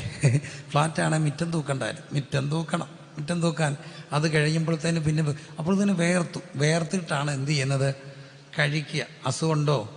ഇല്ല. ഒരു നാഴി അരിയുടെ ചോറുണ്ണു. എന്നോ ചോറൊക്കെ ഉണ്ടെന്നേ. എന്നിട്ടും അവർക്ക് എന്തില്ലായിരുന്നു, ഷുഗറില്ലായിരുന്നു. കാരണം അവരെങ്ങനെയാണ് കഴിച്ചേ, വേർത്തിട്ട് കഴിച്ചു. ഒരു കുഴപ്പമുണ്ടോ? ഇല്ല. 2 കിലോ കപ്പയും തിന്നും. ആർക്കെങ്കിലും കപ്പയ്ക്ക് പ്രശ്നമുണ്ടോ? ഇല്ല. ഭയങ്കര ബാലൻസ്ഡ് ആയിരുന്നു. കപ്പ, കാർബോ വിത്ത് മത്തി, പ്രോട്ടീൻ, ഫോളിക് ആസിഡ് എല്ലാം കൂടെ കൂട്ടി അവർക്കൊരു കുഴപ്പമില്ല, ജീവിച്ചു. കാലം മുമ്പോട്ട് പോയി, കഴിച്ചു. പക്ഷെ എന്ത് ചെയ്തില്ല, വേർത്തില്ല. വേർക്കാതെ കഴിച്ചു. കിട്ടി ശിക്ഷ. എനിക്കും കിട്ടിയ പല്ല് ഇതിനകത്ത് ഇരിപ്പുണ്ടെന്ന് കണ്ടാൽ അറിയാം. എന്തോ ശിക്ഷ കിട്ടിയേ? ഡയബറ്റിക് കിട്ടി, പ്രഷർ കിട്ടി. പിന്നെ ബാക്കിയൊക്കെ ദൈവം കൃപയില്ല. എന്തായാലും ഡയബറ്റിക്കും പ്രഷറും എല്ലാം കിട്ടി. ഡോക്ടർ പറഞ്ഞു, എന്തോ പറഞ്ഞു, രാവിലെ 45 മിനിറ്റ് എന്ത് ചെയ്യണം, നടക്കണം. എങ്ങനെ നടക്കണം? കൈ വീശി വേർത്ത് നടക്കണം. പക്ഷെ ഞാനങ്ങ് നിർത്തി. നടക്കാൻ പോയപ്പം പട്ടി കടിച്ചു. അപ്പം ഞാനോർത്ത് പേ പിടിച്ച് ചാകുന്നതിനും നല്ലത് കുറച്ച് ആളൊക്കെ ഇരുന്നോളൂ. പിന്നെ എൻ്റെ ഒരു സുഹൃത്ത് നടക്കാൻ പോയപ്പം വണ്ടി ഇടിച്ച് കത്തുപോയി. എനിക്കങ്ങ് സങ്കടമായി. അവൻ നടക്കാൻ പോയില്ലായിരുന്നേ അവനൊരു 60 വയസ്സ് വരെയെങ്കിലും പോകത്തില്ല. അപ്പോൾ എന്തോ ആയിക്കോട്ടെ. പിന്നെ നമ്മുടെ ആകെപ്പാടെ ഇപ്പോഴത്തെ ഡയറ്റ് എന്നാന്നറിയാം. 4 മണിക്ക് ഉഴുന്നുവട കഴിക്കുമ്പം പേപ്പറെ പൊതിഞ്ഞ് ഞെക്കിയിട്ട് കഴിക്കും. അതാണ് നമ്മുടെ ആകെ ഡയറ്റ്. ആ പേപ്പറിൻ്റെ ചെളി കൂടെ വയറ്റി ചൊല്ലും. പൊക്കോട്ടെ എൻ്റെ പ്രിയര്. തെറ്റ് ചെയ്താൽ എന്തോ കിട്ടും? കിട്ടിയോ? കിട്ടിയില്ലേ? കിട്ടി. മദ്യപിച്ച എന്തോ പോവും? കരൾ പോവും. കിട്ടത്തില്ലേ? വലിച്ച എന്തോ പോവും? ലങ്സ് പോവും. കിട്ടിയില്ലേ? കിട്ടി. തെറ്റ് ചെയ്താൽ എന്ത് കിട്ടും? ശിക്ഷ കിട്ടും. പക്ഷേ ഈ ശിക്ഷ കിട്ടുമെന്നറിഞ്ഞിട്ടും മനുഷ്യൻ എന്ത് ചെയ്യാൻ തുടങ്ങി? തെറ്റ് ചെയ്യാൻ. അപ്പോൾ ശിക്ഷ നിയമം വെച്ചു. നിയമം 10 കൽപ്പനകൾ, അതിൻ്റെ ഉപകൽപ്പനകൾ. ഇനി ഇതൊന്നും അറിയത്തെങ്കിലും മനസാക്ഷിക്കകത്തൊരു നിയമം ഇരിപ്പുണ്ട്. ഉണ്ടോ? മനസാക്ഷി ഉണ്ടോ? ഉണ്ട്.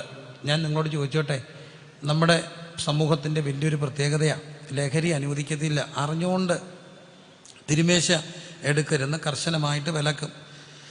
പണ്ടൊക്കെ പരസ്യമായിട്ട് വിലക്കായിരുന്നു. ഇപ്പം നമ്മൾ ചെവിയിലെങ്കിലും പറയും, അറിഞ്ഞുകൊണ്ട് അടി കിട്ടുമെന്ന് പറയും. സത്യവുമാണ്. എന്താ ലഹരിക്കെതിരെ നമ്മൾ ഇത്ര കർശന നിയമം എടുക്കുന്നത്? നിങ്ങളുടെ ശരീരം ദൈവത്തിൻ്റെ എന്താ മന്ദിരമാണ്. ദൈവത്തിൻ്റെ മന്ദിരത്തെ എന്ത് ചെയ്യരുത്?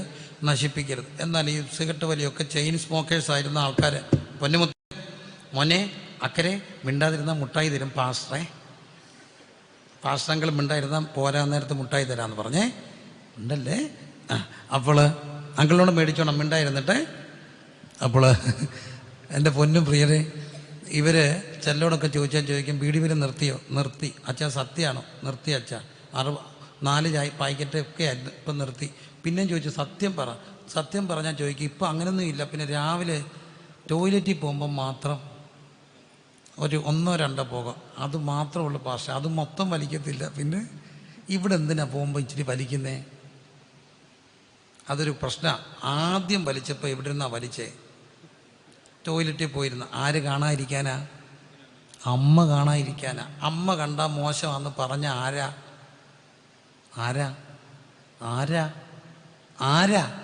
മനസാക്ഷി. അപ്പം മനസ്സിനകത്ത് തന്നെ എന്തുണ്ട്? ഒരു നിയമമുണ്ട്. ഉണ്ടല്ലോ.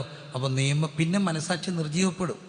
അപ്പം മനസാക്ഷി പറയണേ, നിയമം ലംഘിച്ചാൽ എന്ത് കിട്ടും? ശിക്ഷ കിട്ടും. അപ്പോൾ അങ്ങനെ ദൈവത്തിൻ്റെ ശിക്ഷ. പക്ഷേ ഈ ദൈവശിക്ഷയ്ക്ക് ഒരു പ്രശ്നമുണ്ട് മക്കളെ.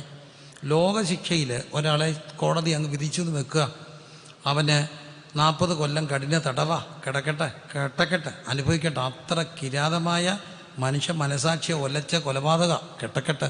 പക്ഷെ ഇഷ്ടൻ 10 വർഷം കഴിഞ്ഞപ്പോൾ അങ്ങ് ചത്തുപോയി. അടുത്ത 30 വർഷം കൂടെ മൊബൈൽ മോർച്ചറിയിൽ പൂജപ്പുര വെക്കുവോ? ഇല്ല. ചത്തു. എന്തോ തീർന്നു? ശിക്ഷ തീർന്നു. എന്നാൽ എൻ്റെ പൊന്നു മക്കളെ, നാട്ടുകാരെ, വീട്ടുകാരെ, കൂട്ടക്കാരെ എല്ലാവരും അറിഞ്ഞു ഈ ദൈവകോടതിക്കൊരു പ്രശ്നമുണ്ട്. ചത്താലും പൊക്കിയെടുക്കും. എന്നിട്ട് കൊണ്ട പച്ച കഥക്കനെ നിർത്തും. മരിച്ച ഒരു ആപാലവൃദ്ധം എവിടെ നിൽക്കുന്ന കണ്ടു? സിംഹാസനത്തിൻ്റെ. അപ്പം ചത്തുപോയാലും തീരത്തില്ല, പൊക്കിയെടുത്ത് കൊണ്ട് നിർത്തും. ഒരിക്കൽ മരിക്കുകയും പിന്നെ മരിച്ചവരാവാല വൃദ്ധം എവിടെ നിൽക്കുന്നത് കണ്ടു. ദൈവ വെളിപ്പാട് ദിവസം പറയുന്ന സിംഹാസനത്തിന് മുമ്പിൽ നിൽക്കുന്നത് കണ്ടു. അപ്പോൾ അവനവന് അവിശ്വാസികൾ, ഭീരുക്കൾ, അവിശ്വാസികൾ എന്ന് പറഞ്ഞൊരു ലിസ്റ്റ് പറയുക. അപ്പോൾ അവർക്കുള്ള ഓഹരി തീയും ഗന്ധവും കത്തുന്ന പൊയ്ക അത്രേ. ഇത് രണ്ടാമത്തെ മരണം. അപ്പം കേട്ടോ, ശിക്ഷ. നിയമം ലംഘിച്ച എന്ത് കിട്ടും? ശിക്ഷ. അതെന്താ? ന്യായപ്രമാണം കൊടുത്തത് ശിക്ഷിക്കാനല്ല, രക്ഷിക്കാനാ. പക്ഷേ രക്ഷാകാരണമായി നിയമം മനുഷ്യനെന്തായി? ശിക്ഷാകാരണമായി. എന്തിനാ? നന്മ ചെയ്യണമെന്ന് ആഗ്രഹമുണ്ടെങ്കിലും അതിന് സമ്മതിക്കാത്തൊരു തിന്മയുടെ പ്രമാണം ഇവിടെ ഇരിക്കുക, അവയവത്തിലിരിക്കുക. മനസ്സിലാവുന്നുണ്ടോ? പിള്ളേരെല്ലാം നല്ല മക്കളാ. മക്കളെ പഠിക്കണമെന്ന് ഇഷ്ടമില്ലാത്ത ഒറ്റ മക്കളുണ്ടോ? ഉണ്ടോ? പഠിക്കാൻ ഇഷ്ടമാണോ? പഠിക്കണ്ടേ? പഠിക്കണം. അവരതുകൊണ്ട് തീരുമാനിച്ചു ഈ വർഷം പഠിക്കും. അതുപോലെ വിശ്വാസികളും എല്ലാ 31-നും തീരുമാനിക്കും അടുത്ത വർഷം കർത്താവിന് വേണ്ടി ജീവിക്കും. എന്നോട് എൻ്റെ ഒരു സുഹൃത്ത് പറഞ്ഞു, അളിയ ഞാനൊരു പുതിയ തീരുമാനം എടുത്തു. എന്ത്? എടാ, കഠിനമായ തീരുമാനമാണ്. കഠിനമായ ഈ വർഷത്തെ തീരുമാനം. എന്താടാ അളിയ? എൻ്റെ അളിയ ഒരു തീരുമാനം എടുക്കുന്നില്ലെന്നങ്ങ് തീരുമാനിച്ചു. കാരണം കുറേ നാളായിട്ട് തീരുമാനിക്കുന്നതല്ലാതെ ഒരു കാര്യം നടക്കുന്നില്ല. അതാണ് കുഴപ്പം. നന്മ ചെയ്യണമെന്ന് ആഗ്രഹം ഉണ്ടെങ്കിലും സമ്മതിക്കാതെ. പഠിക്കണമെന്ന് ആഗ്രഹമുണ്ട് പിള്ളേർക്ക്. അതിന് പല പിള്ളേരും നേരത്തെ കിടക്കും. പണ്ട് 10ാം ക്ലാസ്സിൽ കയറുമ്പോൾ അപ്പ കൊടുക്കുന്ന ഒരു സമ്മാനമുണ്ട് പിള്ളേർക്ക്. എന്താ മേടിച്ചു കൊടുക്കും? ഇപ്പോഴാണ് മൊബൈലിൽ അലാറം, മറ്റേ എന്തോ ക്ലോക്ക്, ടൈം പീസ് കണ്ടിട്ടുള്ളവരൊന്ന് കൈ പൊക്കിക്കേ. വെക്കും. എത്ര മണിക്കാ? 4 മണിക്ക്. എന്നിട്ട് എന്തോ ചെയ്യും? നടിക്കും. എന്നിട്ട് നമ്മളെന്തോ ചെയ്യും? എത്തിക്കുത്തി എന്തോ ചെയ്യും? ഓഫ് ചെയ്യും. എന്നിട്ട് വീണ്ടും എന്ത് ചെയ്യും? ഉറങ്ങും. ഇത് തന്നെയാ അലാറം അടിക്കും, അലാറം ഓഫ് ചെയ്യും, ഉറങ്ങും. എന്നിട്ട് പരീക്ഷ വരുമ്പം തലേദിവസം ഉണർന്നിരിക്കും. പരീക്ഷ ഹാളിലെല്ലാം മറന്നുപോകും. കണ്ടോ? എന്താ? നന്മ ചെയ്യണമെന്ന് ആഗ്രഹമുണ്ട്. എപ്പോഴും ഓർത്തോണം, ഏത് കല്യാണത്തിന് പോയാലും ഐസ്ക്രീം രണ്ടാമതും മേടിക്കുന്നവൻ അവൻ്റെ ഷുഗർ 500 ആയിരിക്കും. അവരാണ് ഈ പിന്നെയും എന്നാൽ വീട്ടിൽ കൊടുക്കത്തില്ല. എടോ ഇടടോ പീസ് ഇടോ ഇങ്ങോട്ട് തനിക്ക് എന്ന് പറഞ്ഞാൽ പീസ് തന്നെ ചോദിച്ച് എടുക്കുന്നതിൻ്റെ കൊളസ്ട്രോൾ 300 ആയിരിക്കും. എന്താ? വീട്ടിൽ തരത്തില്ല. നന്മ ചെയ്യണം. അതിന് അവച്ചാ കഴിക്കണ്ടേ? കല്യാണത്തിന് പോകുമ്പോൾ മാത്രമേ ഉപദേശിക്കും ഞാൻ ഇതൊക്കെ എന്ത് ചെയ്യത്തുള്ളൂ, കഴിക്കത്തുള്ളൂ. പക്ഷെ ഒറ്റ കല്യാണം മുടക്കത്തില്ല. എന്നും എന്തുണ്ട്? കല്യാണം. പ്രത്യേകിച്ച് ഞങ്ങൾക്ക് ഉപദേശിമാർക്ക് എന്നും എന്താ? കല്യാണം. അപ്പം നന്മ ചെയ്യണമെന്ന് ആഗ്രഹം ഉണ്ടെങ്കിലും അതിന് സമ്മതിക്കാത്തൊരു തിന്മയുടെ പ്രമാണം അവയവത്തിൽ വ്യാപരിച്ച് പാപത്തിന് എന്താക്കി?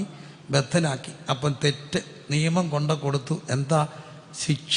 മറാനൊക്കു നിയമം രക്ഷിക്കാൻ കൊടുത്ത എന്തായി? ശിക്ഷ കാരണമായി. എന്നിട്ടും ശരിയാകുന്നില്ലെന്ന് കണ്ടപ്പോൾ നിയമം കുറച്ചുകൂടെ ഒന്ന് കഠിനമാക്കി. ആ കഠിനമാക്കിയ നിയമമാണ് ശാപം വരുമെന്ന് പറഞ്ഞു. ശാപം വരുമെന്ന് പറഞ്ഞത് ശപിക്കാനാണോ?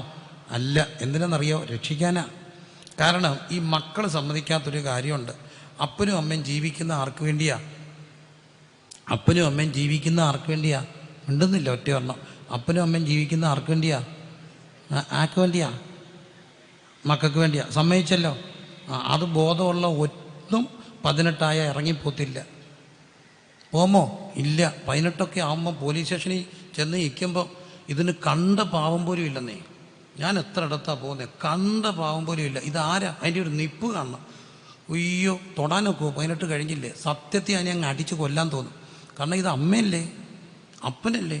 ഞാൻ എനിക്ക് പോകണ്ട, എനിക്ക് ഇവരുടെ പോകേ വേണ്ട എന്ന് പറഞ്ഞ് പോകുന്നതൊക്കെ ഓർത്തോണേ. ഈ അപ്പനും അമ്മയും ജീവിച്ച ആർക്ക് വേണ്ടിയാ? മക്കൾക്ക് വേണ്ടിയാ. ഞാൻ എല്ലാ മക്കളോടും പറയും, അവർ ജീവകാലത്ത് കഷ്ടപ്പെട്ടതിൻ്റെ എല്ലാം സങ്കടം മാറുന്ന ഒറ്റ ദിവസമാണ് 10 പേരെ പിടിച്ച് നിൻ്റെയൊക്കെ കല്യാണം നടത്തുമ്പോൾ. അന്നേരം ഞങ്ങളുടെ ഉപദേശി പറയും, ഇപ്പോൾ സ്വന്തമായിട്ടോ ഉത്തരവാദിത്തപ്പെട്ടവരോ അവരെ സ്റ്റേജിലേക്ക് ആനയിക്കാവുന്നതാണ്. അന്നേരമാണ് ഗമയിൽ 2 പേര് കയറി വരും. ആരാ? അപ്പനും അമ്മയും. അവർക്ക് ജീവിതത്തിൽ കിട്ടുന്ന വലിയൊരു സംഭവം അല്ലേ? അപ്പം നോക്കണേ എൻ്റെ പ്രിയരെ, അത് കളയരുത് കേട്ടോ. അപ്പം നോക്കണം, അപ്പനും അമ്മയും ജീവിക്കുന്ന ആർക്ക് വേണ്ടിയാ?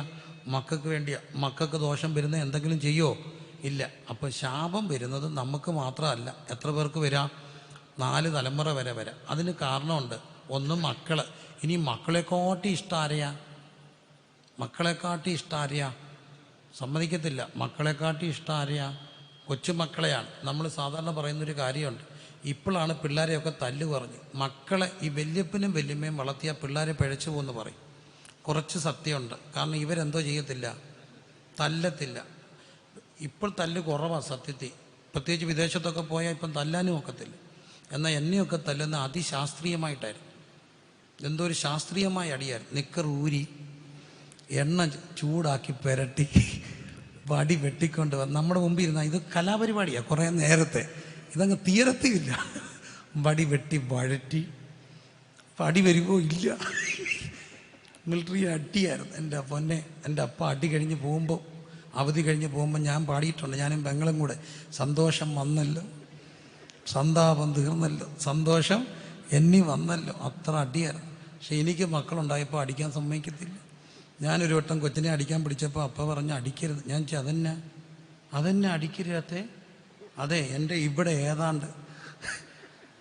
അപ്പം ഞാൻ ചോദിച്ചു, അപ്പം നമ്മളെ അടിച്ചപ്പോൾ ഒരു ഏതാണ്ട് ഇല്ലായിരുന്നില്ലേ? എടാ അങ്ങനെ പറയില്ലടാ, ഇവിടെ ഏതാണ്ട്. ഞാൻ ദൂരെ ഇട്ട് അടിച്ചോളാം. ഞാനൊരടി കൊടുക്കേ, ഇഷ്ടം പുറകിൽ നിന്നൊരടി എൻ്റെ കന്നം തീർന്നു. എന്നിട്ട് പറയാം, കുറേ നാളായി അടിച്ചിട്ടുണ്ട്. എങ്ങനെ ആരോഗ്യമൊക്കെ നോക്കിയാന്ന്. അന്നേരം 3 പിള്ളേരുടെ അപ്പനെ കണ്ടോ കൊണ്ടു. ആരെ അടിച്ചപ്പം? കൊച്ചുമക്കളെ. അപ്പം വൃദ്ധൻ്റെ മക്കൾ വൃദ്ധൻ്റെ കിരീടം അല്ലേ? കിരീടമാണ്. വല്ല അവർക്ക് ഭയങ്കര സന്തോഷമാണ്. അപ്പോൾ ഈ മക്കൾക്കോ മക്കൾക്കോ ഒക്കെ ദോഷം വരുന്നോ ചെയ്യുമോ? ഇല്ല. അതിനാണ് ശാപം വരുമെന്ന് പറഞ്ഞത്. ശപിക്കാനല്ല. മക്കളെയും ഒക്കെ ഓർത്ത് മര്യാദയ്ക്ക് എന്ത് ചെയ്യണം? ജീവിക്കണം. പക്ഷെ അകത്ത് എന്തോ ഇരിക്കുക? പാപം. ഈ പാപം എന്തോ ചെയ്യിപ്പിച്ചു? പാപം അരുതാത്ത് ചെയ്യിപ്പിച്ചു. എന്തോ വന്നു?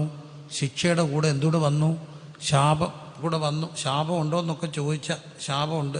എൻ്റെ ഒരു പ്രിയപ്പെട്ട സുഹൃത്തുണ്ട്. അദ്ദേഹം ഒരു അച്ഛൻ്റെ മകനാ, പള്ളിയിലച്ഛൻ്റെ മോനാ. അപ്പോൾ അദ്ദേഹം പറയുന്ന ഒരു കാര്യമുണ്ട്. അച്ഛൻ പറഞ്ഞൊരു സംഭവമാണ്. ഒരു പള്ളിയിൽ അച്ഛൻ്റെയൊക്കെ ആ ഇടവകയുടെ അവിടെ നടന്ന ഒരു പഴയ കാലത്ത് നടന്നൊരു കാര്യമാണ്. പ്രായമുള്ളൊരു വൈദികനാണ്. അപ്പോൾ 2 വിശ്വാസികൾ തമ്മിൽ എന്തോ പ്രശ്നമുണ്ടായി. പള്ളി ഇടവക വഴക്കുണ്ടായി. അപ്പോൾ ഒരാളുടെ വീട്ടിൽ, ഈ പള്ളിയിൽ ഒരാളുടെ ഏതാണ്ട് മാമോദീസ നടക്കുക.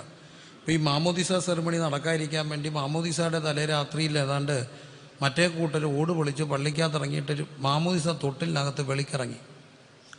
മാമോദീസ അപ്പം രാവിലെ വരുമ്പോൾ വെളിക്കിറങ്ങി കിടക്കുന്നതിനകത്ത് ആരെങ്കിലും മാമോദീസ മുക്കുമോ? പള്ളി ചെയ്ത പിന്നെ ആരും ആ പള്ളി മാമോദീസ മുക്കാതായി. പള്ളി ഓൾമോസ്റ്റ് അടച്ചിടുന്ന പോലായി. അപ്പോൾ അന്നുണ്ടായിരുന്ന താപസ ശേഷനായിരുന്ന വലിയ തിരുമേനി വന്ന് ജനത്തെ മുഴുവൻ വിളിച്ചു കൂട്ടി. എന്നിട്ട് വലിയ തിരുമേനി തന്നെ ഈ മാമോദീസ തൊട്ടിൽ കഴുകിയിട്ട് വലിയ തിരുമേനി ഇതിനകത്ത് വെള്ളം നിറച്ചിട്ട് എല്ലാവരുടെയും മുമ്പിൽ വെച്ച് പ്രാർത്ഥനകളും ശുദ്ധീകരണ പ്രക്രിയകളൊക്കെ നടത്തി അതിലെ വെള്ളം കോരി കുടിച്ചതിന് ശേഷമാണ് ഇതിനകത്ത് മാമോദീസ നടക്കുന്നത്. പെന്തക്കോസ്ത് വിശ്വാസികളാണ് ഞങ്ങൾ. ശിശു സ്നാനത്തിൽ വിശ്വസിക്കുന്നില്ല. ആ സത്യം ഉറപ്പിച്ചുകൊണ്ട് തന്നെ പറയട്ടെ. എന്നിട്ടും അച്ഛൻ പറയുന്നൊരു കാര്യം ഞാൻ കേട്ടിട്ട് പേടിച്ചു പോയി. തലമുറകളായിട്ട് ആ വെളിക്കിറങ്ങിയുടെ വീട്ടിൽ ആർക്കെങ്കിലും ആ കുടുംബത്തിൽ മലാശയ ക്യാൻസർ കാണും, മലദ്വാരത്തിൽ ക്യാൻസർ കാണും. എന്തൊക്കെ വേട്ടയാടുന്ന ശാപം വേട്ടയാടുന്നു. ശാപം ഒരു യാഥാർത്ഥ്യമാണ്. അപ്പം ശിക്ഷയും ശാപവും നമ്മുടെ പഴയ കാലത്തെ തറവാടുകൾ എങ്ങനെ ശാപം വരാം?